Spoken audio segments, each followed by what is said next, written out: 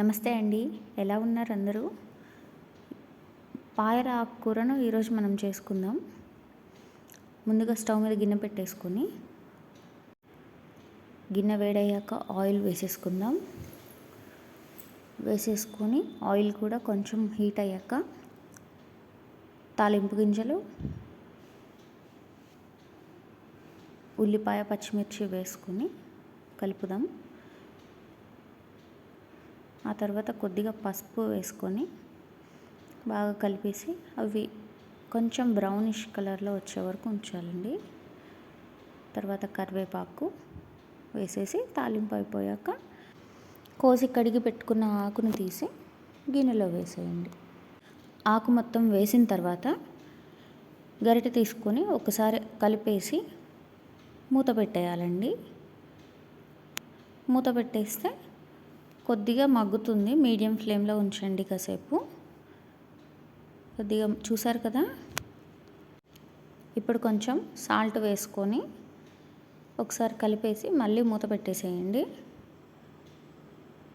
ఇప్పుడు కొంచెం సిమ్లో పెట్టండి, బాగా మగ్గుతుంది.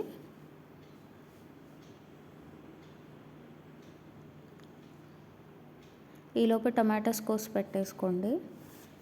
టమాటాస్ కోసుకున్న తర్వాత చూసారు కదా ఆకంతా మగ్గిపోయింది. ఇప్పుడు కోసుకున్న టమాటా ముక్కలు అందులో వేసేయండి. వేసేసి కలిపేసి ఒకసారి మూత పెట్టేసేయండి. టమాటా ముక్కలు కూడా బాగా మగ్గిపోయిన తర్వాత కావాల్సినంత కారం, కొద్దిగా ధనియాల పొడి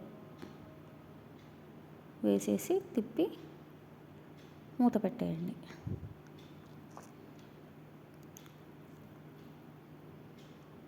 కూరను ఎప్పుడూ కూడా సిమ్లో కానీ మీడియం ఫ్లేమ్లో కానీ పెట్టి ఉడికించాలండి.